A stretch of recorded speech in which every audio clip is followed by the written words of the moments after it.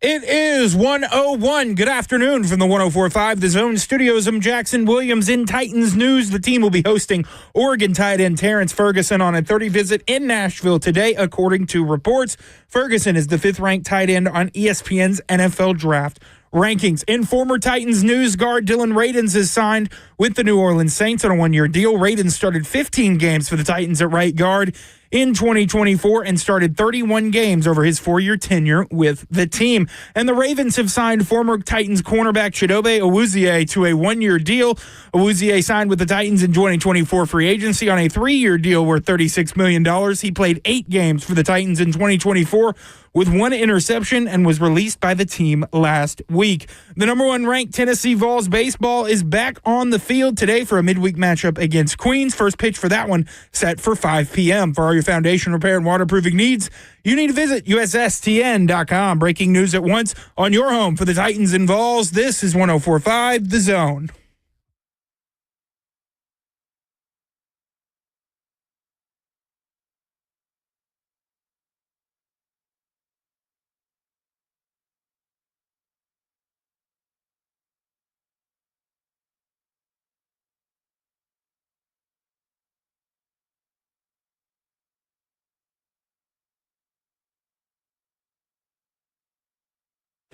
Cover 2 with Blaine Bishop and Zach Lyons here on 104.5 The Zone, powered by All Four Seasons Garage Doors, 615-737-1045 if you want to get in on the conversation. Cam Ward had his pro day. We'll have Coach Mack at 2:20.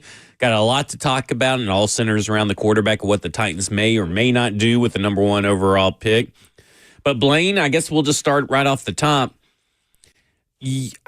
It's hard for me to have a real takeaway from his throwing at the combine, but I thought everything that surrounded the throwing was pretty interesting. The stuff that he said after the fact, the stuff he said maybe after a throw, all this stuff I thought was a little bit more interesting than anything else. The people that showed up, we kind of talked about that yesterday. So from the throwing perspective, other than seeing throws that we've seen him make in game, any big takeaways, anything about his technique, his feet, or anything like that that either changes your mind about the prospect itself? No, I think he actually solidified what they thought about him. He is an elite thrower, though. I have to give him that. I'm real big on the throws that you're going to make customary. So I thought his accuracy a little bit, just being real picky, by the way, if we want to go on the negative side of that, just so some of the intermediate or the quick out throws that he missed, hit the ground, I didn't like that. But what I do like is that he came back to it and said, let's run it again. And then, he hit him dead on the money. But those, to me, are like layups. He should be able to do that with his eyes closed. And then we just talking about one time that happened. But I just wanted to see him a little more pinpoint accurate on the intermediate, being picky on that. Everything else, man. He's an elite thrower. He can throw from all different launch angles. I'm going to say this. I thought, not just based off yesterday in his workout, but even watching him in the game, and I'm not saying he is him, but some of the things that he does are Mahomes-esque. Mm-hmm. And I'm talking about some of the launch angles, backpedaling and still getting velocity and speed on throws and of that nature and accuracy. So he had a little bit of issue in the red zone too as well with some high throws. But other than that, it's supposed to be a scripted deal, and he should be 100%. If you know all the answers to the test, you should get 100, and you should look good, and he did. And then he, showed a little bit of swag, I guess you want to call it that, with, telling the Titans, I guess you got what you wanted here. I solidified that thing or whatever he said, But that's who he is, and you watch him in games, he's got an air of confidence that I really, really love when you watch him play. I'm wondering how much that is instilled in him and can't be broken. And when I say that, I'm talking about because once you get in the league, you're going to have some failures. Mm-hmm. And obviously he has some failures, people not even recruiting him, being on a 0 star. So there's some resistance and, confidence to him that I know what I can do. Will that get shaken or rattled, or will it continue to grow even with the mishaps? And as he grows as a player and as a starter in the league, whether it's with the Titans or whoever it's with. So I'm interested to see that because he plays with a an air of confidence that I hadn't seen in a long time. Just the way he goes about his business. So I kind of like that, and he's a humble guy too. At the same time, he's got that earned arrogance. Yes, yeah, and I like that because I kind of resonate with that myself. Yeah. Well, I mean, that's the thing as that a we've player. Yeah, that's what we've talked about, right? Is you gotta like have that. You gotta have the way that. that his career path has gone. He's kind of earned this arrogance, and you kind of it's this betting on yourself mentality. It's me I against like the world, and I'm gonna prove to everybody that they're wrong about me. Yeah. And I think At that, every level that he moved, And I think that you kind of saw that with a little bit of Jaden Daniels too. You know, he had a long career path as well. But you saw a different kind of arrogance from Caleb Williams, and then you saw nothing from Drake May. Like I felt Drake May was just very bland, I guess you could say, for lack of a better words. He's good. Right, Don't get me wrong, but it just his attitude. So like, to me, I look at it and I go, some have quiet confidence. yeah, quiet it's just confidence. Like leadership. Marcus would be a quiet right, confidence right. type thing. You can't get to that level without having some form of confidence. Right. And getting right out of the cage. But everybody's style is different amidst their makeup. And some people fool themselves with their confidence. You know, Right, too. that is You know true. what I'm saying? That is true. That's what I'm saying. You got to still have some failures and Yeah. see how he responds. And Yeah. because I think there's going to be some times he's going to continue to kind of play a little bit of hero ball when needed. Which I think every player in the NFL is somewhat like that at quarterback. Can he taper it and maul it where he can still be himself and still be productive without hurting the team? And that's probably the hardest part he's going to have to do when he transitions. He has all the tools. He looked good to me. To me, seeing him in person is different than watching him on tape. And I say that in regard to, you can watch somebody on tape and say, oh, man, he can do this and that. And I think they made that mistake with Will Levis, the new staff coming in. Yeah. And then until you understand who he is and why he does things and have conversations over and over again, do you really know the player? The tools aren't everything. And so I think they got a better gauge on who he is and understanding and, how he goes about his business and his work ethic and how smart he is as a quarterback and his leadership skills. I think that shows throughout, and he can pick up on offensive schemes. He's played in 3 different ones and hasn't missed a beat and kind of continue to get better. So that's intriguing in itself, and his just leadership coming on every program that he came into was pretty fascinating, which I said before. But yeah, I think I still haven't changed though. I still think they're at 85%. Because you just never know. Seeing all the brass there with the Titans, seems like there was a no-brainer. The Titans are going to take them. But you just never know. There were people there for the Giants who may all of a sudden, you just never know. They may panic and push that panic button and give them all they need. And then what will the Titans do? Yeah. Well, there's also another team that I want to bring up as well. But first, I want to talk about the solidifying comment. Here's what Cam Ward had to say about what he told Chad Brinker and Mike Bergonzi after one of his throws. So I said, I'm solidifying it today. And solidifying know what I it today. said. Locking it up. They heard you? They laughed I made sure they heard me. I love it. Was that the interview with Rand? No, that wasn't an interview with Rand. But I Wasn't that a trip? Yeah. Well, let me tell you, there's been a lot of coincidences throughout my life, but there's never been a more wild coincidence than what happened yesterday with the Tennessee Titans in the communications department, and then seeing Rand Carthon, who was panned for his media availability, his media pressers and all this stuff, getting a podcast. He's on a podcast. That's not just a one-time thing. Oh, he's that on is a now podcast. a weekly thing for CBS Sports where he's going to be on a podcast. So it's just it was just a wild, insane coincidence. I was not ready for it. I did about a quadruple take. I'm not going to yeah. lie. I was like, is that Rand? No shot. That's Rand Carthon. I sent it to like all the group chats and I was like, wait, what? Who? Like, what is going on here? But has this ever happened before? I mean, that quick? I not cannot really. think of a number 1 overall prospect doing an interview with the guy who could have potentially drafted him with the number 1 overall Just pick in a span of if he few short hadn't months. gotten fired. Yeah. That is I've never seen that. It was very jarring. It was very, very jarring. I will say this. There is a clip that we'll play later where he's talking to Rand Carthon. That kind of displays some of the mentality.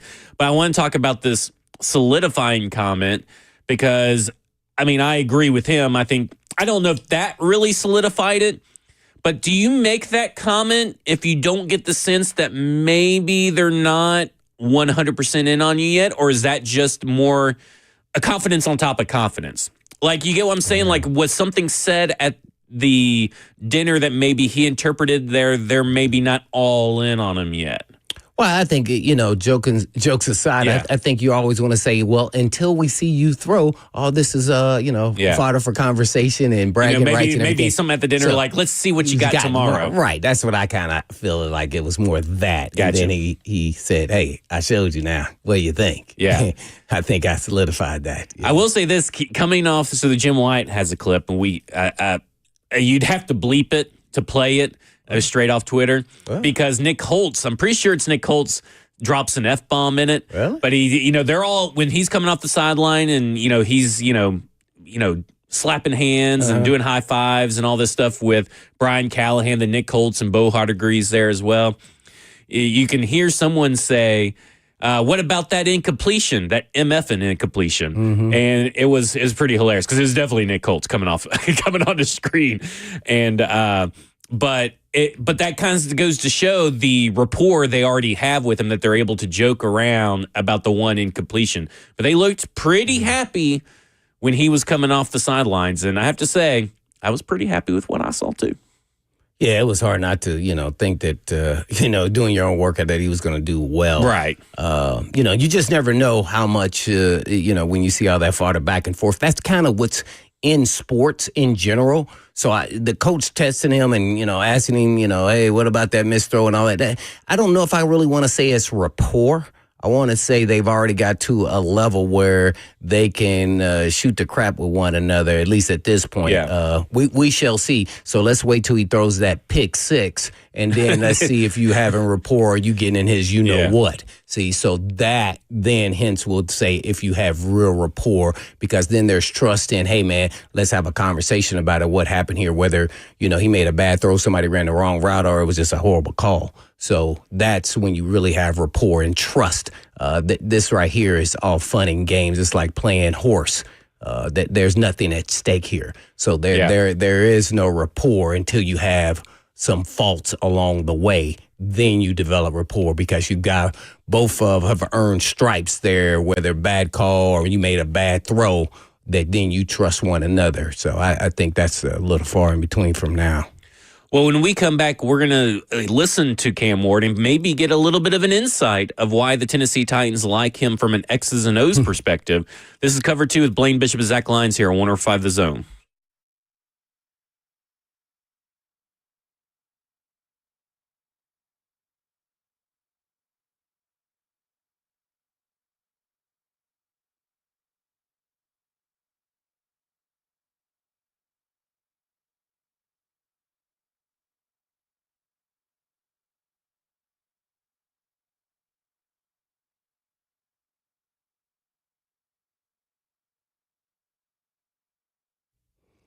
There are a lot of diagnoses out there, and there's a pill for everything. But not all diagnoses are accurate, and not all pills are good for you. Hey, it's Blaine Bishop, and when you get a diagnosis for European Auto Repair, get a second opinion before you make a major decision.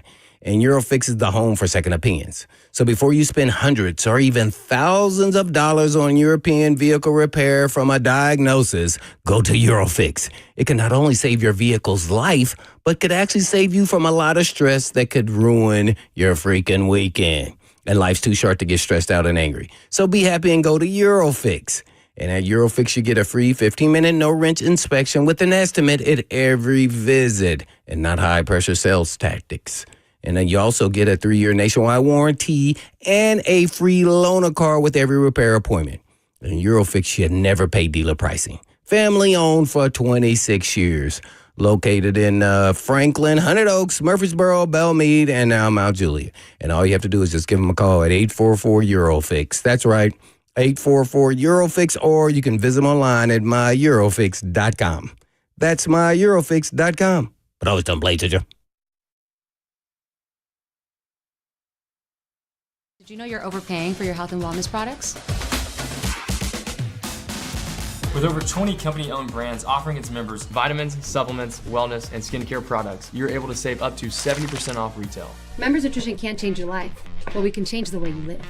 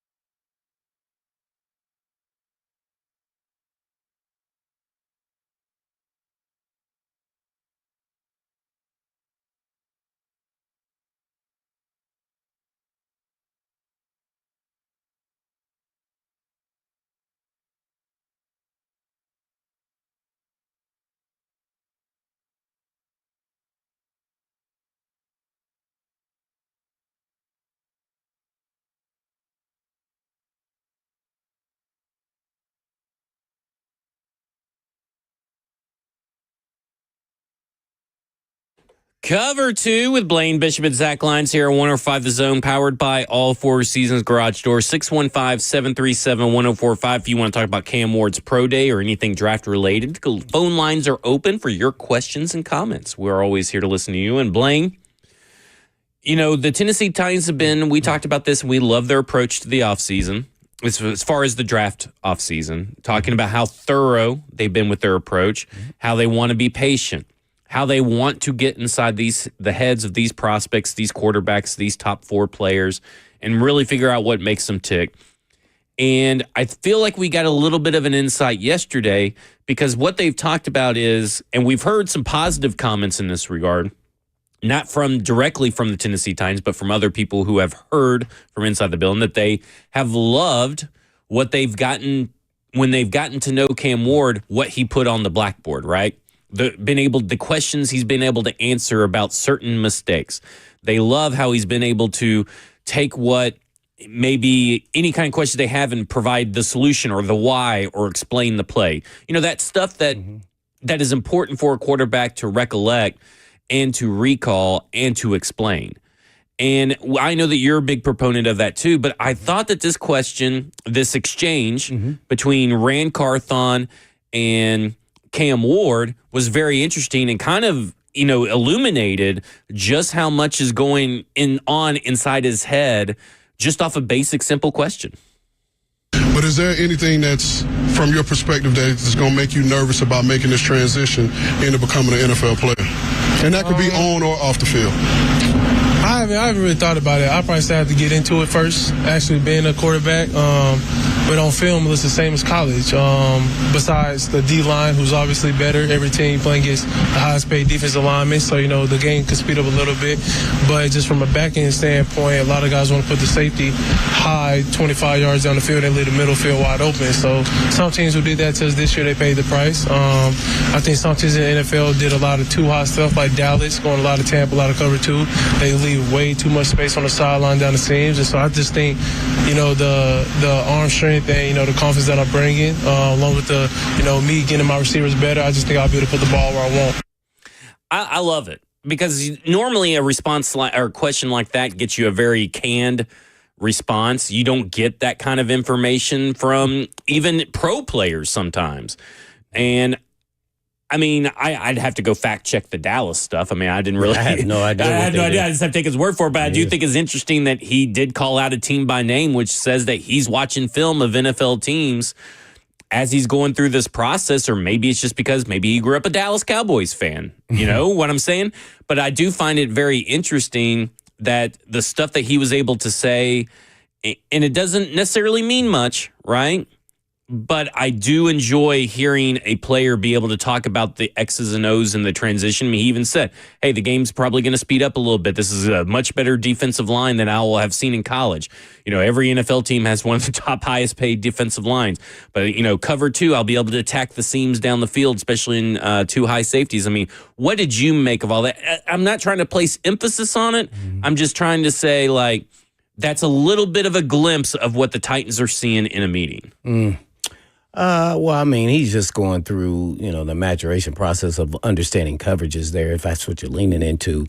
Right now, I think on paper, it's just like watching film. It's easy to digest and say, oh, okay, this is what they do. They do it in college. They've done it in high school. It's the same thing. Now it's about how he transitions and speeds up his game and make those throws. He has the arm talent. So obviously, I think that's what he's really trying to convey here. So we're trying to see. I would never have named a team. I would never have done that. I would have just talked about the coverages and what I can do, and hopefully I can fit it in there just like I've done in the past and continue to elevate my game is kind of how I've approached it. But he's a little more, confident in his ability. So until you get there and in a game, do you actually know if you can squeeze it in against certain teams? You will be. Some teams maybe not, or some teams may disguise and then dupe you, and you throw down the middle of the seam and then it's not there. And all of a sudden you say, where'd that guy come from? Yeah. So, I love his confidence. So that's kind of, he's talking a little bit on the X's and O's, but at the end of the day, it's all talk, Yeah. So. Titans scheduled to go to Dallas in 2026. I don't know. Maybe he's just getting ahead of the game. 2026? Oh, dang, you looked that up, huh? I did. What's the date? The schedule hadn't been scheduled for 2025 isn't out yet. That one, we got a long way to go before that one comes out. Yeah. Okay. Oh, is this at Dallas? At Dallas in 2026. I haven't been to that new stadium. I've been to Jerry World. I'm going to have to go to it, man. It's a pretty nice stadium. Yeah. You bring your shades. Of course, you got transition lenses. Yeah, right? I got Yeah, so you won't have to bring shades. yeah. Like because once that sunlight gets in your give eyes, us a little glimpse. You've been there. I've been there 2 or 3 times. Okay, so give us a little glimpse. So did they say they have people dancing up there? Is that true or not? Oh, I don't think so. Oh, I thought they said they had cheerleaders dancing up at the top, on the decks. That's what. They may go up there at some point. That's what, but I don't Jackson think it's a told me. fixture. Jackson told me that. I think it's just they kind of pop up somewhere and then they do a little pop up dance or whatever. Oh, okay. Yeah. But I will say the screen, the big vaunted screen, does tend to block your view, and you do tend to have your eyes drift and watch the game up there instead of watching the game on the field where we sat. I've also been down there for WrestleMania. Oh, and I was on the floor for WrestleMania.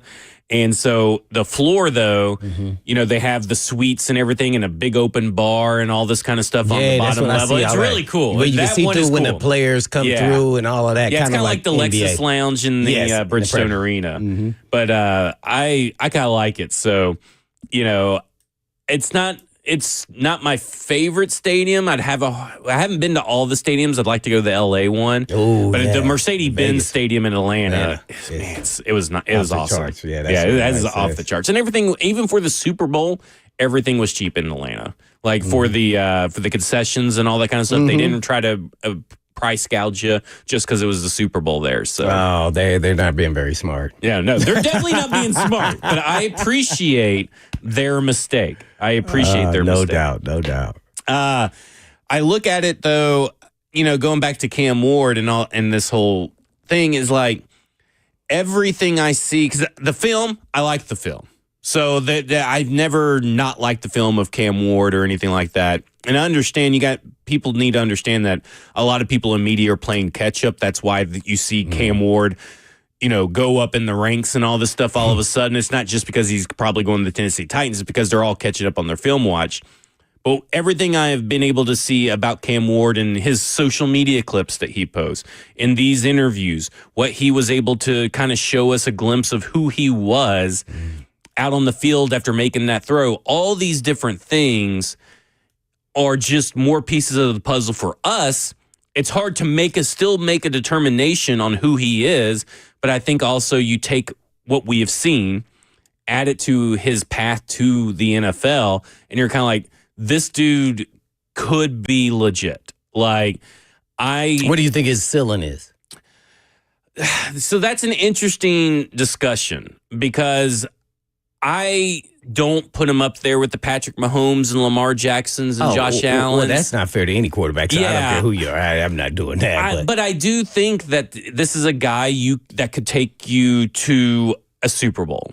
Mm-hmm. Now, there's a lot of quarterbacks that come through the NFL draft process that you could say that about, that you envision, hey, I am a team drafting this guy because I envision him to be a Super Bowl prospect.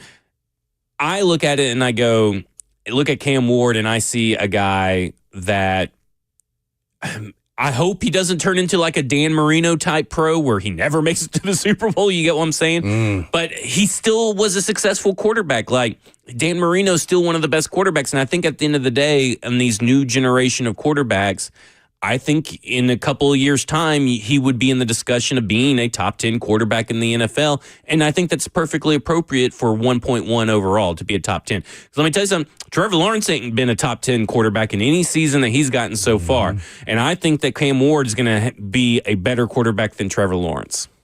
That will be interesting. I'm not so sure how good he will be. I want to say, I take one step at a time. I got to see him in the league. And I want to say, I think he can be a guaranteed good, solid starting quarterback. And then you take that and say, okay, how does he continue to elevate as time goes on into year 2, 3, and 4? And I do think he could be better than Trevor Lawrence because you never see Trevor Lawrence as more of a statuesque quarterback. When I say that, I'm talking about his mechanics. His mechanics are more customary, like Peyton Manning. Peyton Manning wasn't throwing different launch angles, right? And getting outside the pocket and making these throws where he's backpedaling, the ball just shoots out of his hand. He was more of a pocket passer and stay in the pocket and maneuver in the pocket.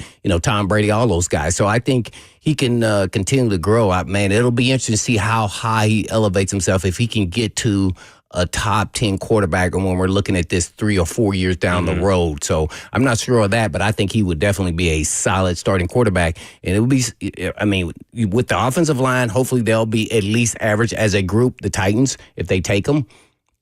And then now we got to get some weapons. Yeah. Yeah, that's true. So let me ask you a question. This conversation popped up, and I can't remember where it's attributed to because I forgot to bookmark the tweet. I may have been in vacation mode at the time. But something popped up, and it was Cam Ward, since he is being selected number 1 overall, he can't be Steve McNair. He has to be better than Steve McNair. Now, this is not about the comp. This is about the career trajectory. We're talking about a co-NFL MVP. We're talking about a guy that has had many winning seasons, that has led the team or been part of his team that went to the Super Bowl. And I look at that and I go, that resume alone doesn't mean that, to me, I disagree with that sentiment, that he has to be better than Steve McNair. Jalen Hurts is a perfect example of a quarterback that is not considered an elite passer, but he's an elite winner. And I feel like people are already starting to put too much pressure and expectations, even though it probably doesn't matter to Cam Ward, from their perspective, and may be leading themselves disappointment, because what's wrong with a Steve McNair-like career? Yeah, that'd be interesting. Steve was number 3? Yeah, 3 overall. But I mean, well, what's the big difference between 1 and 3, I think the only comparison is that it's because he's with the same organization. To me, there are high expectations, and I expect actually more. I do agree with that sentiment. Okay. Because here's why. You're the number 1 overall pick. It just comes with the territory. Now, I would not be comparing him to McNair. It's only because it's this organization, because that's where, they think he's going to go. I want to compare you to the rest of the number 1 picks, Trevor Lawrence, all the other guys who were number 1, Cam Newton, go down the list who were all number 1, Peyton Manning. Now, when you start looking at that and you think you're going to be successful, there is going to be pressure there. I think he can handle it, but it's no way around it. The expectations are going to be out the wazoo. You're going to expect him to come in and start and be somewhat close to a good, solid starting quarterback immediately. Unfair, but that's what's going to come with the territory. It's just no way around it. I mean, but when you see a quarterback like Jalen Hurts have the success that he has, and I'm not, what I'm trying to say, I guess, in this situation, this comparison, is that Jalen Hurts obviously isn't a quarterback on the talent level from a passing standpoint as Patrick Mahomes, Lamar Jackson, and those guys. But even though he lacks that, he has been able to prove that in the big moments he can beat those guys. Yeah. So that's where I'm kind of at, is like, even if Cam Ward just becomes that guy where he's like, he never reaches the Super Bowl, or even, I know Jalen Hurts did, you get what I'm saying? And I know Steve McNair did. But like, even if he never reaches the Super Bowl, if he's still beating those guys, that's still worth the number 1 overall pick. It's all I would agree with that.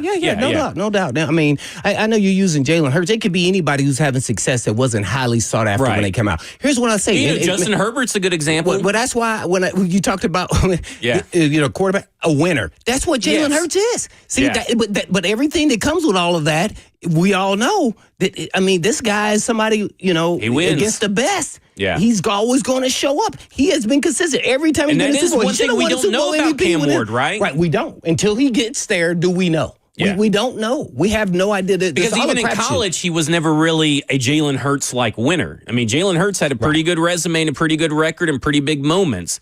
Cam Ward never had that, and neither did Shedeur Sanders.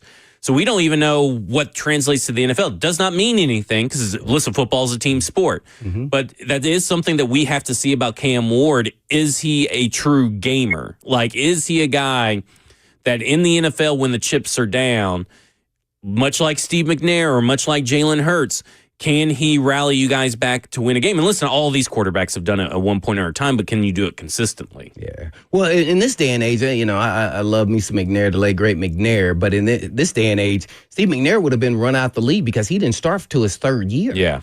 Think about that. Do you think that's he would? Impossible. This is a good conversation. He was not ready. Well, let me ask you this. He was not ready. And I agree with that. But do you think that his career would look a lot like Anthony Richardson right now? He wouldn't have been with the Titans. Yeah. He wouldn't have been with he would have already cut when we left Houston. You think they've already would have cut him? Yeah, because he wasn't ready. It was no way around it. It got to 30. I was like, hey, man, when they going to put this dude out there? They were signing Billy Joe Tolliver and would put him out there before Steve McNair. That's how much the organization thought. Do you think he would have even been drafted 3rd overall in today's NFL?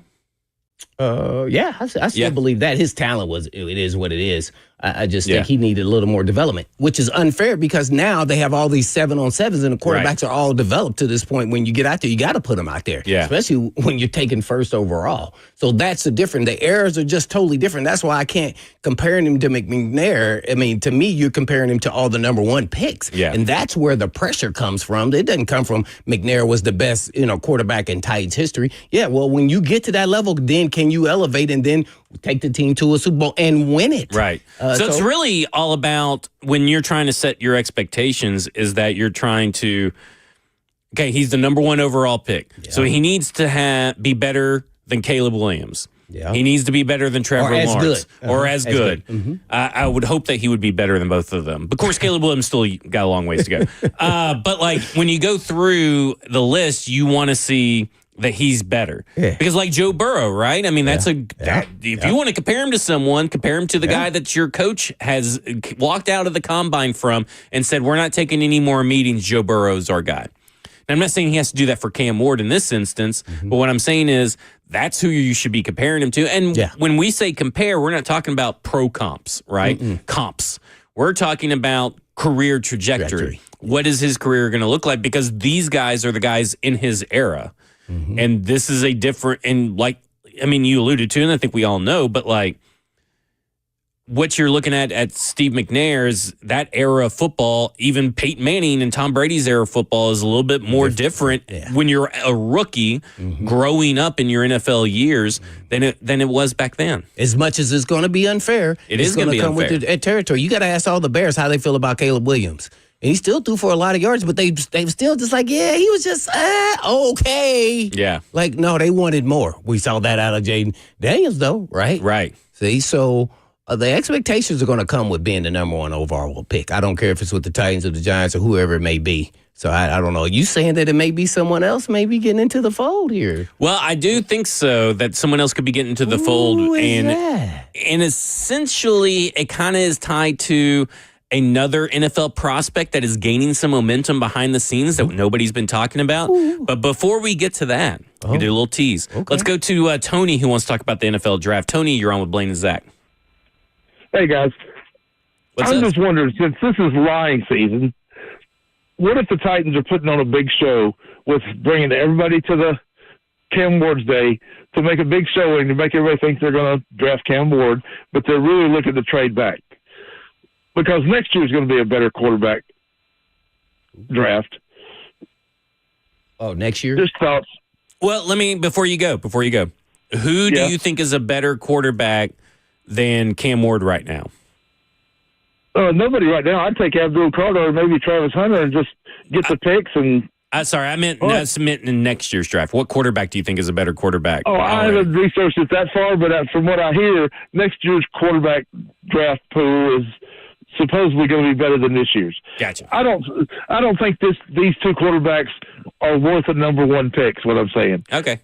Hey, here's what I'll say. His question about the smoke screen and the Titans and what if they trade back and this is all not real, it's very valid because it is lion season. We've talked about it the whole time. And when we come back, that everything that we've kind of just talked about kind of leads into there's another team that I think is a pretty sneaky team that would make some sense for the Tennessee Titans to trade back with for a few reasons. And I'm not advocating for it, just saying it could make sense. And the Pro Day kind of gave us some little insight of who that team may be. This is Cover 2 with Blaine Bishop and Zach Lyons here, 105 The Zone.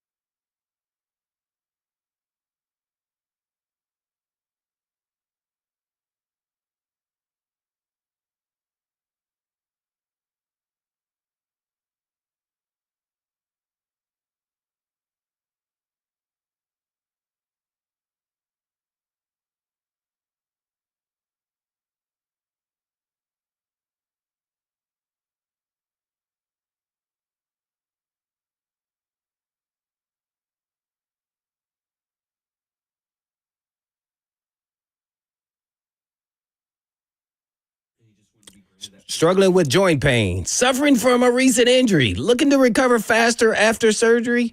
Well, at Edge, we've got you covered. From powerful peptide stacks like BPC 157 and TB 500 to PRP treatment, stem cell therapy, and high film muscle stimulation, Edge Peptide is your go-to solution for faster healing and recovery.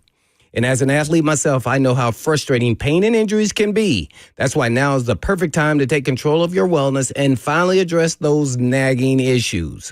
Whether it's golf, tennis, or any activity you love, don't let pain hold you back any longer. Edge specializes in regenerative treatments designed to reduce inflammation, promote tissue repair, and improve mobility, helping your body heal naturally while avoiding surgery whenever possible, just like I did. And right now, we're offering a free $250 consultation with your initial treatment. And all you have to do is just give them a call at 615, of course, 724-1878. That's 724-1878.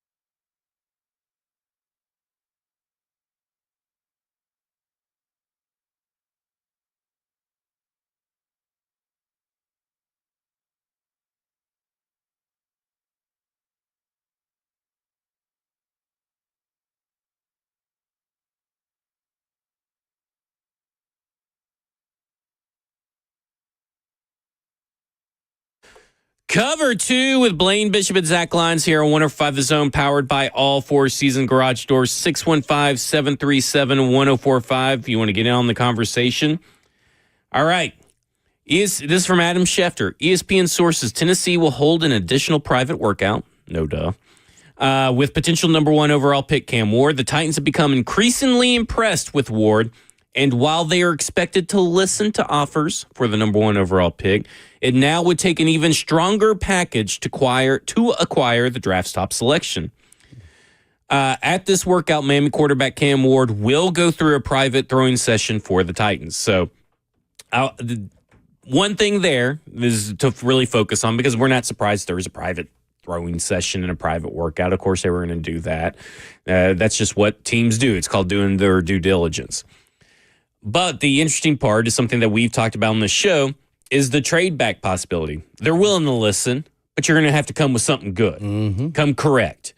Well, Todd McShay, on his podcast, Todd McShay Show, recently was talking about another prospect that he's been a little surprised to hear connected to the Tennessee Titans and what that may mean for a trade back. Oh, Jalen Walker. I'm just going to rip through a few things. Buzzy here. Just interesting. Okay. But Jalen Walker, reports about him having really, extensive meetings with the Tennessee Titans. They're picking up 1. It's very likely going to be Cam Ward, is what we're all saying, right? He's coming off that injury, the quad injury. Mm-hmm. Rehabbing, recovering, trying to get ready to have his own, pro day in April. He's not going to work out in Georgia's pro day. He's going to work out in April, apparently. Excuse me. So, again, my mind goes to 2 places. And if you can drive yourself crazy reading the tea leaves. I'm not one of those guys, like the 30 visits and he was there and they were meeting. But when you hear the Titans were meeting extensively with Jalen Walker, again, everyone's going through their process. Everyone's doing their due diligence.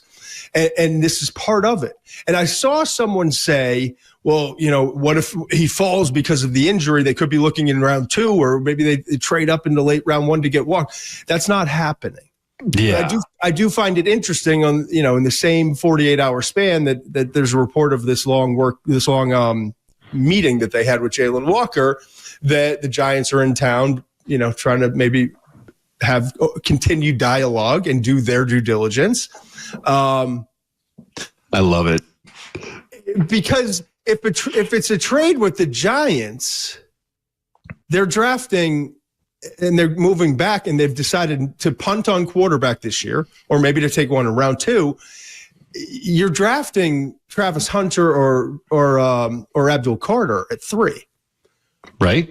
But if it's further back, if it's the Jets at 7. Knew it. I knew that's where you're going. 6, the Saints at 9.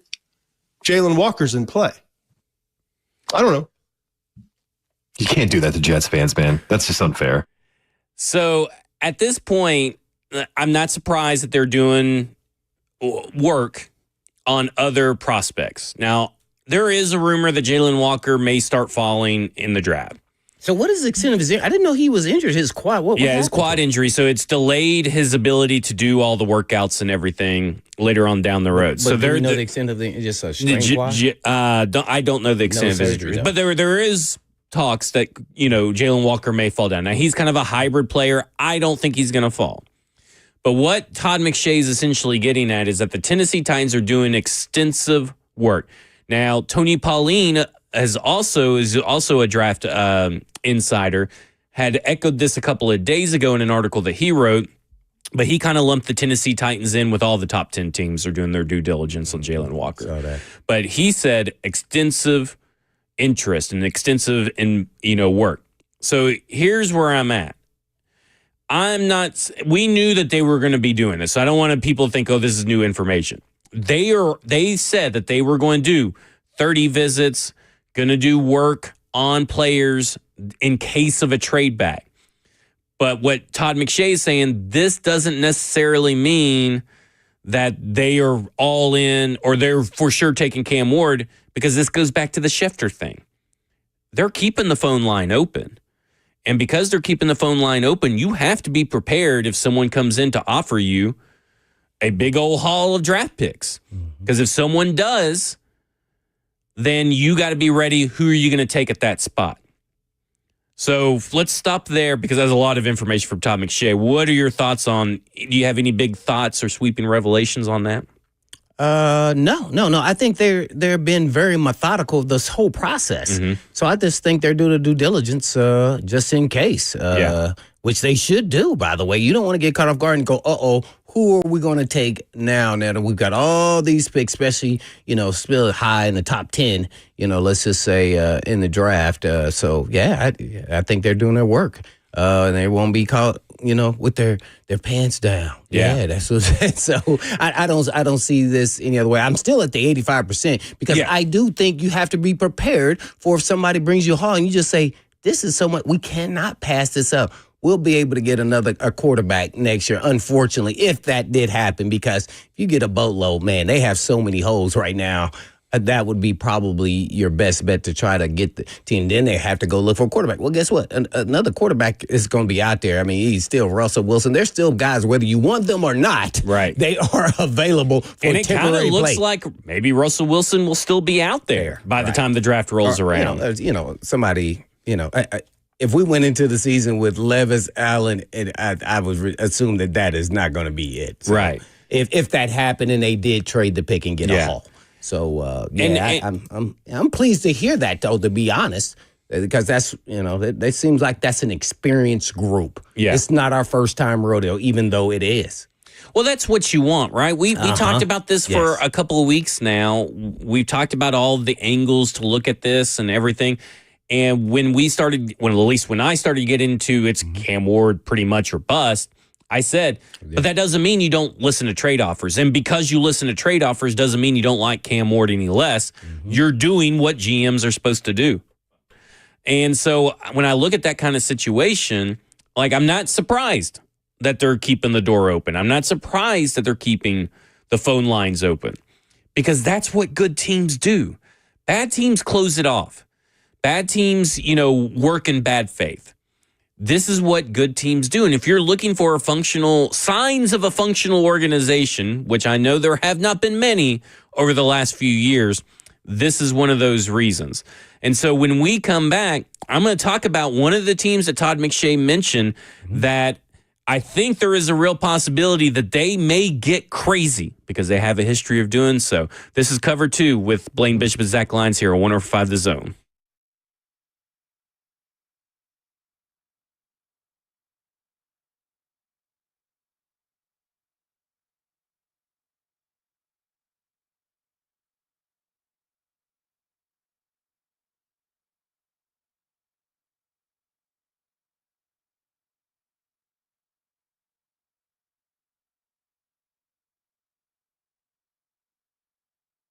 We've got the trucks, all the trims, all the towing, all the bells and whistles, and all at Truck Month Savings. Two Rivers Ford is Ford Truck Central.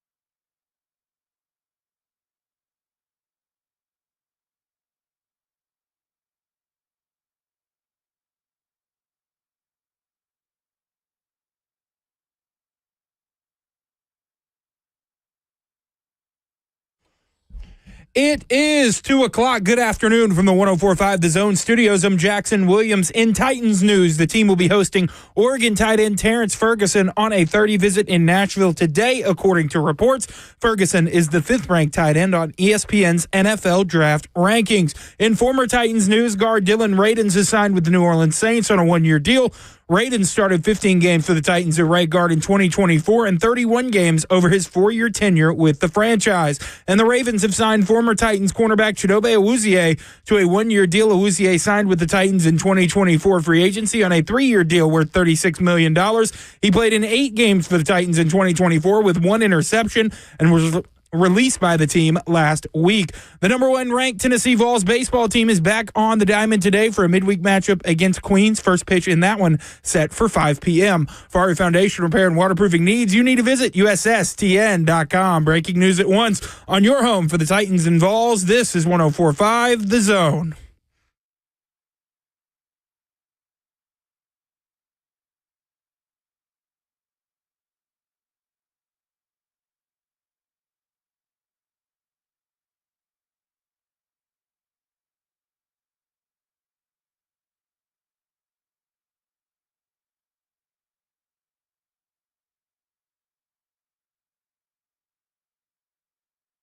Hour 2 of Cover 2 with Blaine Bishop and Zach Lyons here on 105 The Zone, powered by all Four Seasons Garage Doors, 615-737-1045. You want to get in on the conversation. And speaking of getting in on the conversation, Coach Mack will join us. Brought to you by Tourist Ford in the next little bit for his weekly Mack Attack. We got a lot to talk about with him. And let's go to Ed, who wants to talk about Mahomes. And Ed's out in New Jersey. Ed, you're on with Blaine and Zach. You in Jersey, Cherry Hill? No, close. Freehold, not too far away. Oh, okay. Thanks for taking my call, guys. Listen, I'm not trying to compare by no means Pat Mahomes to Cam Ward or vice versa, but I just want to set up my question. The things that Pat Mahomes was criticized for, largely what Cam Ward is criticized for, the off-platform, the too risky, those type of things. So they have similar traits.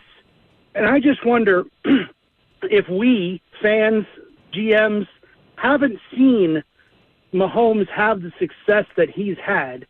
Does it fairly or unfairly raise the bar for Ward? I mean, what if Mahomes never existed? Would it change the way we view Cam Ward? So I just wonder, with the success that he's had, does it alter our perception of what Cam Ward could be? And I just want to hear your thoughts on that. I think that's an interesting discussion. That's something that actually me and Stoney have talked about in a group text that we're kind of saving for football and other F words. So this is a little bit of spoiler alert. But I wondered, asking him, he's watched a lot of film. You've watched a lot of film over the years. But I'd wondered if it wasn't for Patrick Mahomes, Lamar Jackson, maybe even to an extent Baker Mayfield, how would we view these quarterbacks that are coming out now? Or would we all still prefer the pocket passer, stay in the pocket? And I know some people do prefer that, but how much have they all paved the way for Cam Ward as a prospect? Well, that's really hard to say because I think every individual has their own special talents. In this day and age, with all the talent, all these super gifted players now that come out the league are so athletic and they're so fast and so big. I think you must have some element to your game probably to help you as a player at quarterback. And that's not to say you have to be able to run and be fast and all these things, but you got to be able to throw the football off platform and maneuver in the pocket. And I think it helps. I don't know. I think the game has kind of changed and evolved where quarterbacks have to have somewhat platforms where they throw it off platform. I mean, I just think that's the way that it's going. No different than there's more passing probably during my era than in the past eras. So I think maybe they did pave the way. I've never really thought of it that way. I just really kind of look at it as kind of evolved. The quarterback position is kind of evolved, and whatever style you have, you must be able to throw off platform. So that's kind of, I think it's acceptable. I have no issue with it. I don't know if they really paved the way, but it's definitely trended that way here recently. Yeah, I guess, pave the way may be a little, too much credit. Credit, right. But I do think that there is something to the way that we're watching quarterback prospects now feels drastically different than how you used to watch them. Because it makes it difficult for defense. Yeah, because, we'll think about Anthony Richardson too, right? Maybe we all got too crazy in the head, and I'll certainly say that I did, over what Anthony Richardson could be without understanding what he is at a foundational level, because we were all looking at what he could be. Oh, he could be the next Lamar Jackson, the next great one, the next generation breaker, the game changer, if you will. And we all got wrapped up in this, and then we just kind of threw away to the wayside, accuracy issues, health issues, and all this kind of stuff. And Inexperience. And so, I look at it and I go, man, you can still learn things every year about either mistakes you made or things you missed out on. And I think everybody went too far the other way, let the pendulum swing the other way when it came to Anthony Richardson, because they were looking at the arm strength, the ability to cultivate all of that and turn it into something that nobody in the league has seen in a very long time. Mm-hmm. I would say also, players play to their strengths. So, guys who are still pocket passers can be very effective because they throw on time and they do just enough to maneuver in the pocket to make sure they, are available for their receivers to get open. So I think two different styles. It depends on what you're really looking for in your quarterback. As I mentioned before, Joe Burrow's not a runner, but I prefer his style more than I do Mahomes' style. So it's just about preference, and both ways can actually work. And, Burrow can, maneuver in the pocket, and he can scramble too, but he's not actually a runner per se. So, you can be effective, but you got to understand who you are and then play into that as your strengths in games in every week and week in out and playing out. So that's kind of how I view it. I think everybody just needs to understand who they are and don't try to be something that you're not. And I think it's important for your coaches to understand who you are and try to make you something that you're not. Because I think we've seen a couple of different instances, even here in Tennessee, a quarterback coming in, or even players of multiple positions you can really point at, and they're playing out of position or out of style because they don't want to adapt a system or try to get the best out of their players. And sometimes that gives you that round hole square peg kind of situation where it just throws everything off the rails for you for a couple of years. Yeah, no doubt. All right.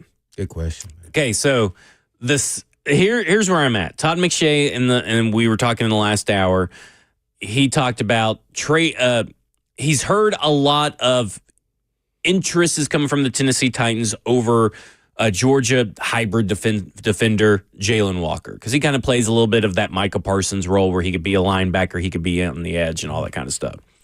And he talked about a trade back. He talked about trade back with the Giants, and he's like, well, if you trade back to the Giants, this much work you wouldn't do on Jalen Walker if you're trading back to 3. So he goes, in my experience, that makes me think that they're talking to teams that have interest even further back from the Giants about trading up. And so there's a team that kind of popped up, and I've seen this team sent a large contingent, probably the second largest contingent, to watch Cam Ward play. I have seen now Saints analysts, well, I just ruined it right there, just spoiled. I was trying to build up the spoiler. It was the New Orleans Saints, and I've seen now Saints analysts jump on board and say, well, here's what a trade to number 1 would look like if the Saints are as interested as their contingent makes you think that they are. And let's say this, Mickey Loomis, he's a wild man. They have a lot of draft picks even in this year's draft. They have 2/3 in this year's draft and 2/4 in this year's draft, as well as their first-round pick and second-round pick. And here's where and listen, I think it would take a big haul, but they pick at number 9. And there was a team just a couple of years ago that went from 9 up to 1 to get Bryce Young. And that was someone in their own division, the Carolina Panthers. And they swapped first this year, traded a second-round pick in the current draft, a future first, a future second, and DJ Moore. And who do the Saints have as a semi-disgruntled wide receiver just a few months ago talking about he didn't really like the quarterback play. No, he didn't really like the offense. Now, some of that could change now that Kellen Moore's here. But they have a Chris Olave who is kind of disgruntled. And I do kind of wonder, just getting the gears turning, leaving the door open, I do wonder if there's a trade package that the Saints could offer that could wow them, especially with having multiple thirds and fourths in this same draft. Whereas they did a bunch of future picks, maybe you get a bunch of picks in this draft as well as a future first, a future second, and Chris Olave. I do wonder if they're not sending the contingent to Cam Ward because they're thinking about trading up to Cam Ward. So who did they have there? They had the GM, the offensive coordinator, the quarterback coach, the wide receiver. I mean, they had everybody there. Ooh. They even had defensive coordinators there. I mean, they sent a big contingent there. And it was the second biggest. Been looking at other players. Yeah, true. But, I mean, there's the second biggest contingent down there besides the Tennessee Titans. Wow. So you do have to say, if we're going to talk about the Tennessee Titans and all those people and that being a little maybe insight into what they're thinking, what they're doing is just the same. And listen, again, the Giants, you know what the narrative has been since the Cam Ward Pro Day? If you haven't been paying attention today, here's the narrative today. Giants are all in on Shedeur Sanders. They love Shedeur Sanders. So either they're playing a little hardball with the Tennessee Titans through the media, or maybe they realize maybe we're outgunned, we're outmanned either by the Saints or the Tennessee Titans' love of Cam Ward themselves. So I'm just saying, I know it's Lions season, but there are certain actions and trends that you got to see and pay attention to see where the tea leaves are blowing, I guess you could say. Oh, man, if they got a Olave with some picks. I mean, that would be a trade, right? Personally, I would be like, okay, if it's somewhat similar to that deal, I guess it was a couple years ago. Yeah. I think I would lean into and you're a couple years later, so you usually means you get one more additional draft pick. Right. You could throw in a third there or even another second, and then you maybe still don't have a third, but you have 2 twos. I don't know, but man, that's what I'm saying. You just never know after, some people get desperate on that actual day and, going into that day, the last day, and you just like, ooh, I think we should do it. Desperate times, desperate measures for some people, and just a matter of, the Titans get an offer, they say we should pull the trigger. And listen, the Saints analysts are the ones bringing up Chris Olave too. Right. Like, I mean, would you rip the Titans if that did actually happen and they did trade the pick? Oof. Would you rip them because of 2 years down the road, Cam Ward is a really, really good player, borderline, Pro Bowl-like player after just 2 seasons. Would you be upset as a fan? Ooh, that'd be tough. Because, I mean, as a fan, probably I would be. I mean, I would have to see what they do with the pick as well. Even the other picks as well. Right. You may get, even next year, you may end up getting another quarterback and move up to get who you wanted. But, yeah, that would still be, whew. But, I mean, you're getting Chris Olave, who has proven to be a very good wide receiver to pair with Calvin Ridley. Mm-hmm. You're getting picks, so maybe you trade up for a quarterback that you like in this draft. Maybe you trade back into the first round. Not saying that that's what you do, but maybe that's what they do. Maybe they use those picks to trade up next year to get the quarterback that they want. I mean, just because they pass on Cam Ward doesn't mean that they're going to be in quarterback purgatory forever. But I still would be, at the end of the day, even with this information from Todd McShay, even with the knowing that the Saints sent down a contingent, I'm still 98% certain that they're taking Cam Ward. Because I just don't know. I know Mickey Loomis is a crazy man. I mean, he traded up for Marcus Davenport, and that was one of the most wild trades I've ever seen. And UT San Antonio? He was University of Tennessee, or Tennessee, yeah, UTSA. But that's where I'm at. Like, but what would you can't believe the Titans are going to do that. But what would you do? If they put that offer on the table, I'd take that offer. You just can't turn it down. I don't think. I mean, if turning that down, Cam Ward's got to hit even more than what the expectations are, right? Because then you're going to be the team that turned down future first round picks, Chris Olave, picks in this draft, picks in next year's draft, a bunch of top 100 picks, right? You're that team who turned all that down for Cam Ward. And if Cam Ward takes a turn for the worse, which is a possibility that everybody has put in their mind that maybe he's not the guy, man, that's tough. What would you do? I've always said I'm going for more picks, but man, when you say you never pass on a franchise quarterback, if you believe he's a franchise quarterback, you never. I'd have to get maybe a little bit. It couldn't be exactly the same as the Panthers. I think I would have to get a little bit more. I think I would trade. You think you would trade? I think I would if Jackson? It was my call.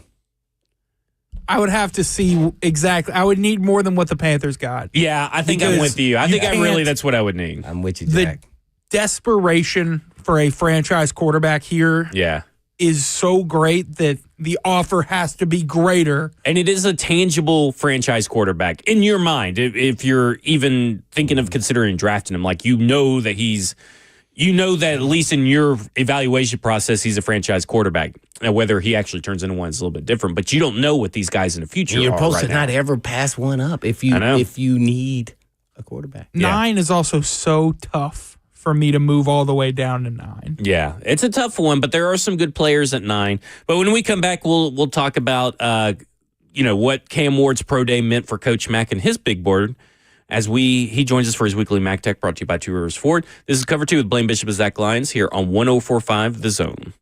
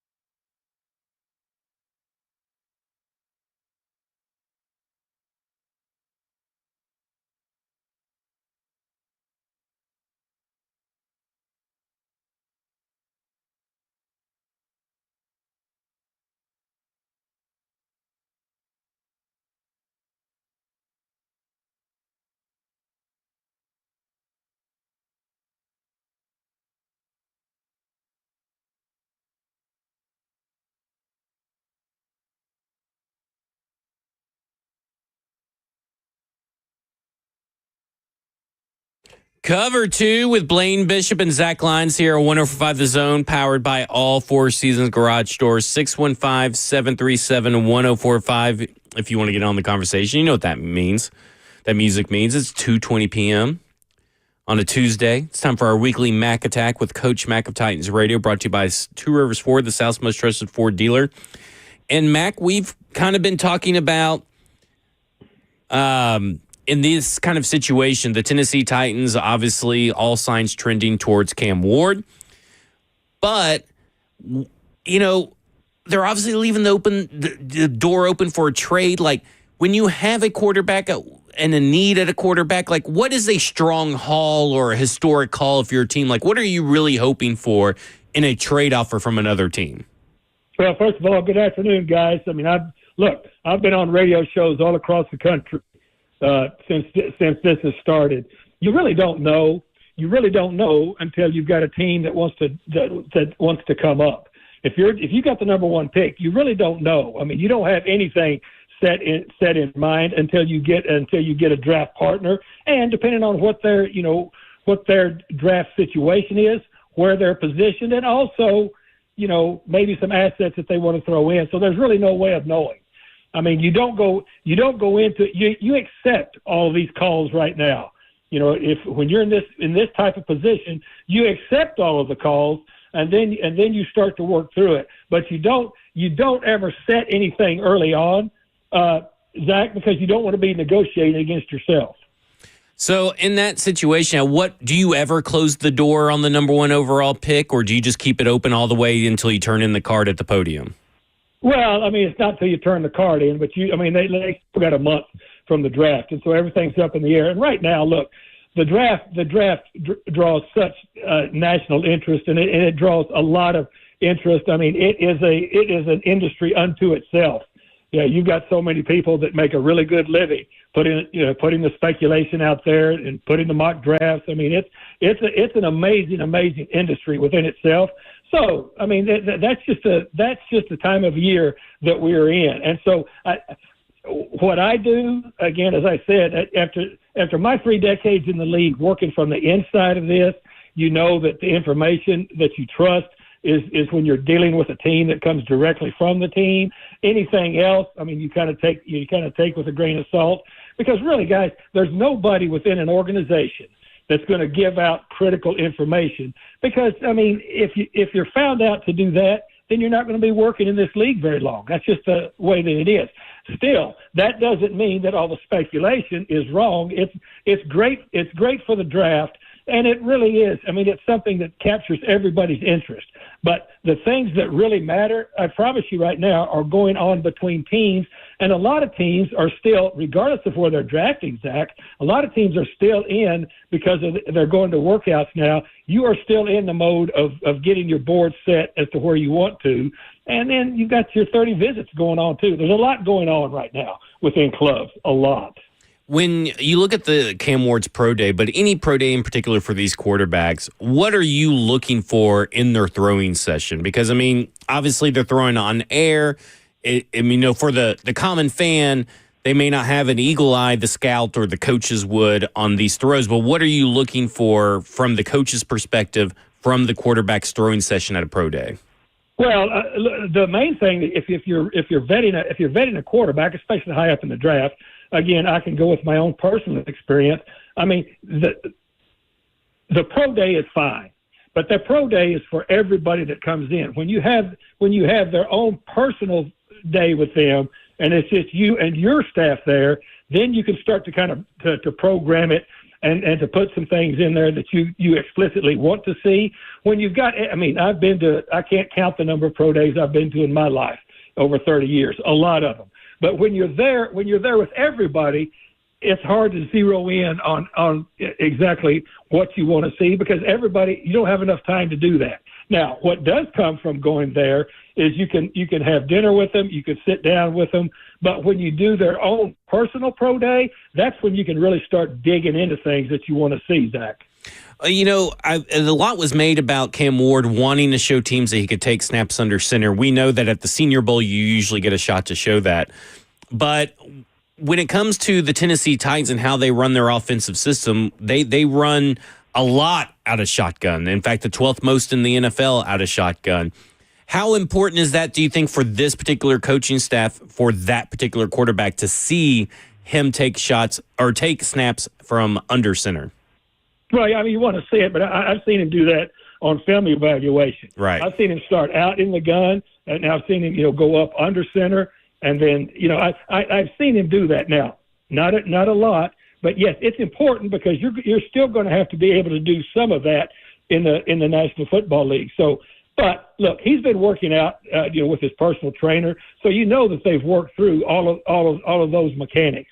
But do you like to see it as something that they haven't done the majority of the time in their collegiate days? Sure, you like to see it. We're on with Coach Mack of Two Rivers Ford, the South's most trusted Ford dealer. Well, Coach, naturally, when you're observing, Cam Ward and watching film on him, Zach came up with last week that he had a lot of turnovers, whether there were fumbles, interceptions, and how many lost and didn't lose. How do you view that in college with all those turnovers, whether they were not recovered by his team or recovered by the other team? There's still with a lot of, carelessness with the football in his hand at certain points in time with fumbles. How do you look at that when you're a coach evaluating that? The ball security is utmost. I mean, and you got to address it. And the ball security in this league, for whoever is carrying it, whether it be a quarterback, whether it be a receiver, whether it be a running back, ball security, it is paramount. Because turning the ball over is a real quick way to give yourself a lesser chance of winning ball games. So sure, you're going to address it, but then what you want to do when you're going through your breakdown on the tape is look at it, see what happened, and this is something you would go over with him too on your personal visit.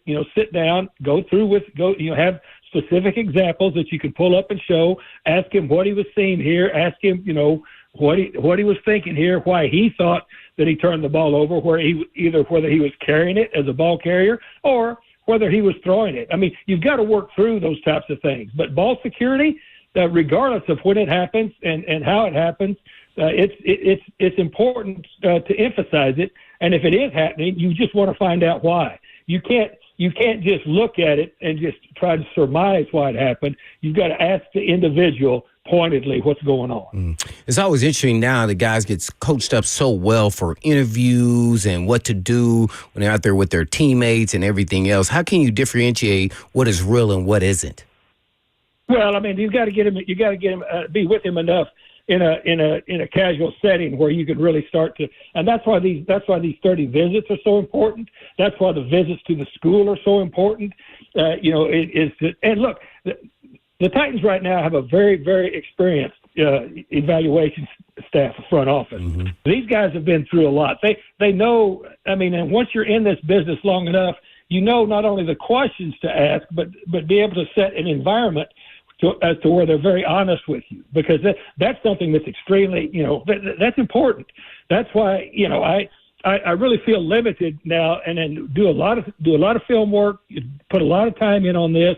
But because I've had such great access in the past to being able to sit down face-to-face with a player and start digging into things, that's a huge, huge part of this talent evaluation stuff. So a lot of it, comes with having enough time on task in your Rolodex as an evaluator to be able to parse through what's real and what's not. How much can a pro day help or hurt a player, or does it just kind of solidify what you thought about the actual player? Well, it can hurt only if the player's attitude is not cooperative in a pro day. Where I've seen some of that, especially not necessarily an individual pro day, but I've seen that sometimes with everybody there. And some players, not just quarterbacks. I'm talking about all positions. We'll start through with some of it and say, "Nah, this is enough. That's good for me." That's the only way it can really hurt you. But look. Everybody's there watching these players for a reason. They've done enough tape work. They've done enough. They've had enough of a body of work to get everybody there. So basically, there's not a whole lot that you can do that can hurt you, unless two things: you come in there unprepared, you come in there out of shape, or you come in there with an attitude like, "I don't know why I'm having to do this for you." Well, we're on with Coach Mack giving us a Mack Attack. One more question here before I give you to to Zach, and that is, are you finished with your board? And if you are, who are your top 3 players on your board? Well, I'm not finished. I'm not finished with the board at all. But I mean the top 3. I mean, I've got Travis Hunter. I got Abdul Carter. I got Cam Ward up there.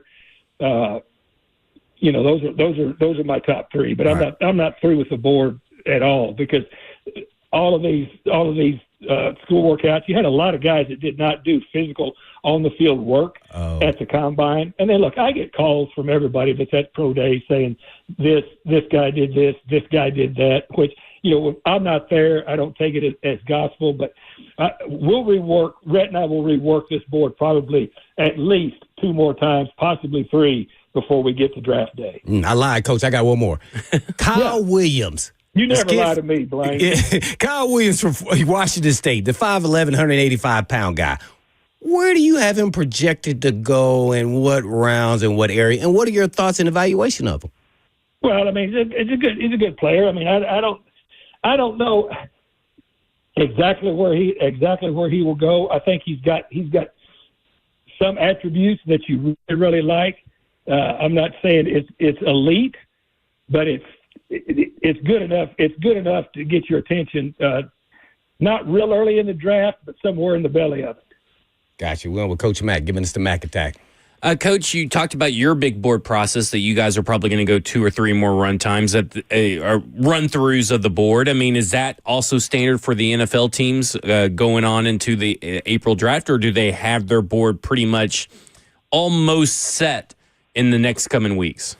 Well, full disclosure, they've got a huge contingent working on these boards. I mean, we've got 2 people. That's all it takes, Coach. A lot of background work, which is extremely, extremely important. So just because of sheer numbers of people that you have working on it, and the amount of time, clubs have been working on this draft last year. Yeah. Last year. And then, the thing that is different now, talking to people that are doing it now, this transfer portal makes a big difference, because now you don't have a consistent body of work at one place. So you have to dive into different places and playing at different places, playing in different systems. That takes a little bit more, but just the sheer number of people you have, in the 3 decades that I was, with clubs doing this, you got massive amount of people from the evaluation side pouring things into it, with your analytics people, with your evaluations, from all of your scouts, from your national scouts, from the pro side, from the college side, and then also from the coaches. You finally get to start looking at it when it starts getting narrowed down. So to your point, it takes me and takes Rhett a little bit longer, just because there's only 2 of us. Okay, you may not know the answer to this question, but something you just said just popped it up in my head, so I got to ask it, or it'll keep me up for a whole week. Okay, so here we're at. The NIL situation. I know that there are area scouts. So with Cam Ward, for example, he was probably the Northwest area scouts guy for the longest time, because he went to Washington State. Now he's going back, went to the Southeast, to Miami. Do they just trade, hand off the prospect, or does that same guy follow him? You may not know the answer to that question, because this is a new environment. No, it goes. Everybody's report. Every report goes into the profile of the player. Every report goes into the profile of the player. I mean, and here's the other thing too. You have national scouts that they will look at players, but they get input from all of the area scouts. Everybody I've told you guys this before. When I first started being invited into draft meetings as a very young coach, I was told, don't open your mouth unless you've written a report. Okay. Okay. And so you got to take time, and then you get your chance to read it. But everybody that has written the player gets to read the player. Gotcha. I just was wondering how that shifts and everything in this new NIL era, where everybody gets to hit that transfer portal. And you've always got more than one, because the national scout, and then over all of this, you always have 2 or at least 3 different looks at the same player, and then plus counting the combine scout, because everybody's got combine scouts that put their reports together in the spring. So there's a lot of different people looking at the player, and they're all writing reports, reading reports. Then you start to parse that and narrow it down to what you think is the profile for that player. All right, the Tennessee Titans sent a lot of people down. A lot of coaches, a lot of staff, video and audio production as well. I mean, a lot of fans want to point to that and say, well, that sure does seem like they're taking the Tennessee Titans, or the Tennessee Titans are taking Cam Ward #1 overall. Does the size of the contingent that goes down to these pro days matter, or is that something we're just all looking too much into? Well, it matters some, but it's not. Look, you're going to do your due diligence on every player. Now you're gonna take a bigger retinue of people. Depends on, I've been at places where it doesn't really matter how many you want to take. If you're traveling by private jet, if you're getting commercial flights, then you may change a little bit. The thing is, though, you're gonna do your due diligence on every player that you go to visit. You're gonna do your due diligence. So I would, at this time of year, and I would caution everybody not to read a whole lot into it, it's okay to do it, but reading a whole lot into as far as what people may be telegraphing, it's way too early for anybody to show their cards right now. We got a long time before the draft, obviously, and we've talked a lot about the first overall pick, but I want to talk about pick number 35 to close us out here today. Edge is obviously still a pretty glaring need for this Tennessee Titans team. I know they just signed Lorenzo Carter, but they still need to get younger. They need to get more bodies at that position. At 35, a name that has kind of popped up for a couple of times. I know we've talked about him on the show, but Landon Jackson from Arkansas. His size and his ability and all that kind of stuff, and his production, really, the tape and everything matches. It all looks very perfect. But I do worry a little bit about him being primarily, not exclusively, but primarily standing up on, no hand in the dirt, standing up on the outside at a true edge position, outside linebacker position. Because I don't feel he has a lot of bend. If you were drafting and you were really high on Landon Jackson, how do you kind of generate your pass rush with him from that outside linebacker position? How comfortable are you putting him there? Well, he's a speed to power guy. I've got him in my second pod. My second pod of guys, I'll tell you right now on this board, I'll just read it off to you guys. JT Tuimoloau from Ohio State, Jack Sawyer from Ohio State, Landon Jackson from Arkansas, Burts from Oregon that probably go inside, and then Nick Scorton from Texas A&M. I mean, Landon Jackson, I'll tell you what, though, Zach, Landon Jackson has helped himself a lot just from the Senior Bowl even to the Combine. He looks like, he's worked on his body. He's still, you're right, he's not Gumby off of the edge.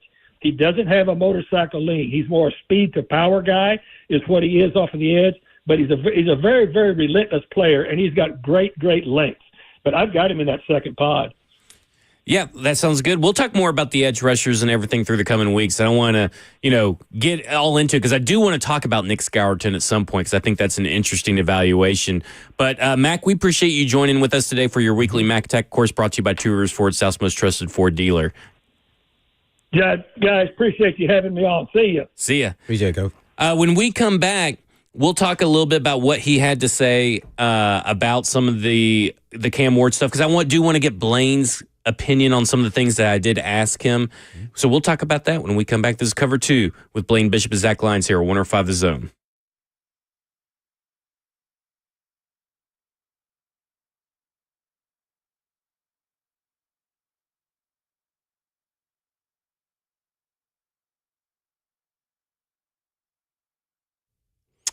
Hey, folks, I've been talking about Tennessee Orthopedic Alliance for years, and that's because they're the leading experts in sports medicine and performance and the team physician for the NFL, college, and high school athletics across Tennessee.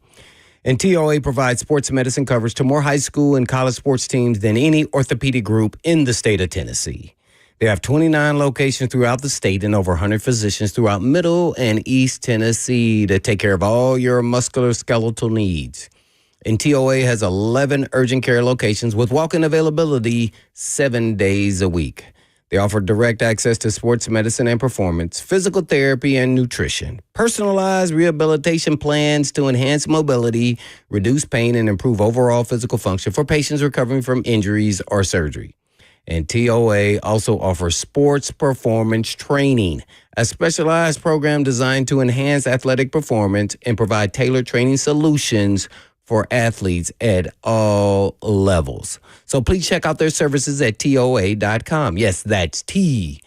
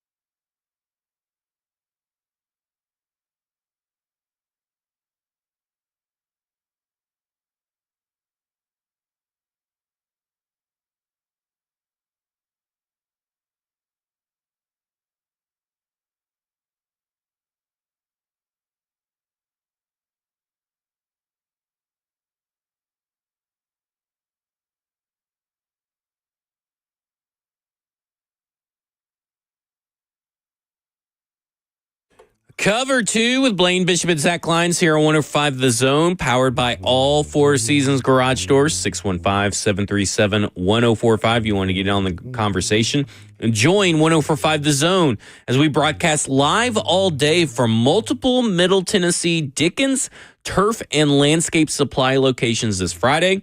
Stop by as we celebrate Ferris Day at Dickens Turf, starting with Ramon, Kayla, and Will at the Mount Juliet location. Then you got the Buck Rising Show down at their Brentwood store, followed by Cover 2 and 3HL, both broadcasting from the Murfreesboro location. For more details, go to 1045thezone.com/events. There you go. And guess what? If you guys want to come hang out with me and Rhett Bryan, we're both going to be doing the Bracket Madness watch party at Kings Bowl in Franklin. I'll be there this Saturday from 3 p.m. to 5 p.m., and Rhett will be there Sunday from 1 p.m. to 3 p.m. Stop by and enjoy the games along with drink specials and prizes. For more info, visit 1045thezone.com. Blaine, with the way that college football is played and the way that the NFL's kind of adapted the shotgun offense at a higher rate than it has in the past, where are you on the importance of at Pro Day and at these All-Star games showing the ability to be under center? Well, naturally, you got to show you're going to be under center. You're going to be under center, depending on especially who you're trying to appeal to. But naturally, if you want to go to the broad base of all 32 teams, who hopefully you'll be interested in you got to show you can be under center and be the same effective person. There's no really difference to you as a quarterback, whether you're in shotgun or not. So yeah, I think so, because every team has some form of element where they're under center, and that's really the big difference. In pros, you are under center more than you are in college now, for sure.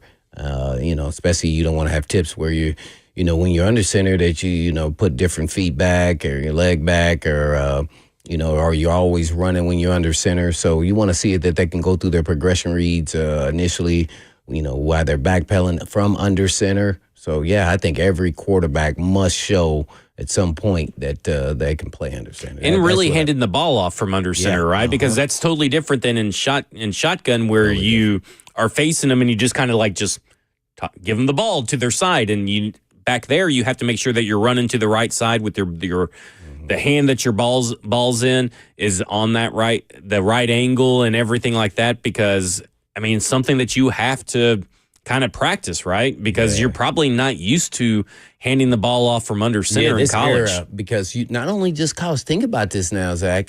They're not doing it in high school either. That's true. Very much, unless you go to some high school like Cam Ward went where they played a wing T. But, maybe that's a big advantage for him. Right, because he's at least done it for a period of time. And you don't forget muscle memory. Now, you need to go back there and get out the rust. But, I think, now all these quarterbacks in shotgun from high school on, and you just, it's like foreign language to them. And you also have to take in the signals of the play calling from in your helmet, and then relay that. Maybe you're doing it from the sideline, just looking in, and everybody's kind of because this is the first year that they've allowed helmet to helmet in helmet communication at the college level. Mm-hmm. So that's totally a different thing. Hopefully, he's got some experience in that, because a lot of these college kids, that's been the biggest hurdle, is getting in the plays from the microphone in the helmet and not from looking over at the sideline. Right. You're disseminating the whole entire play to everybody. Well, that was one of the things that we've kind of heard about Jaquan Jackson from Tyke Tolbert over the summer and even in throughout the regular season, is that he's had to really and he's a wide receiver, but he's had to really adapt to getting these plays from in the huddle. Well, I would tell him just make sure he's catching the ball. Well, that's true. There's a lot more he's got to learn. But I did think, that goes to show you. It did. All jokes aside. Yeah, all jokes aside, that does go to show you that even for a wide receiver, that is an adjustment. Yes. Now imagine you're getting 13 words in a span of 15 seconds crammed in your head, and you have to relay that out to there. Then you have to get out in the huddle. And that's something the Tennessee Titans have to improve on. Because how many times this year have we talked about their pace of play? Getting the plays in, getting the line of scrimmage, getting everyone to set. And it was kind of alluded to that this was a Will Levis issue. Well, we'll know here pretty shortly, because, are you going to still call it a rookie quarterback issue, or are you going to call it a you issue if it's you as the coach and the staff and everything remains the same? Because at some point, having a rookie quarterback excuse ain't going to fly during the regular season. Yeah, I would always say that it's a combination of all people involved. Yeah. Granted, I'm sure the coach was getting the plays in at some point earlier than late. I think he had a little bit of rust early on there for a couple games, but then eventually it onus goes on to the actual player. Yeah. And to me, we would get calls in, and I'm not an all quarterback, never played it, but man, when we get calls late, I'd just call a play. I just call a play, and we're going to roll with it. It's too late. Guys are up there running up to the line, and we haven't got a play. Oh, no. I'm about to line up and be ready to play. Yeah. Because I'm the last line of defense, and if I'm not lined up, we are screwed. So that it's too late. So, hey, man, you can, MF me all you want to and say, why'd you call that? But, hey, y'all need to make sure y'all get these plays in, too, on time. So that does happen on occasion. So you just got to make sure you're confident, just call something safe and both sides of the ball, and you can kind of operate and live for another play. Yeah, that's how I kind of look at it is, I so want, at this point, I'm almost like I may be disappointed if it's not Cam Ward. And that is even if it's not a trade back, right? Even if they take Abdul Carter, Travis Hunter, who I like, or even if it's Shedeur Sanders, who, again, I like, but I'm going to be kind of disappointed it's not Cam Ward because I've kind of really, after watching all the tape, I haven't got through all the red zone stuff, but like I've gotten through some of the stuff that he does in the red zone. Mm-hmm.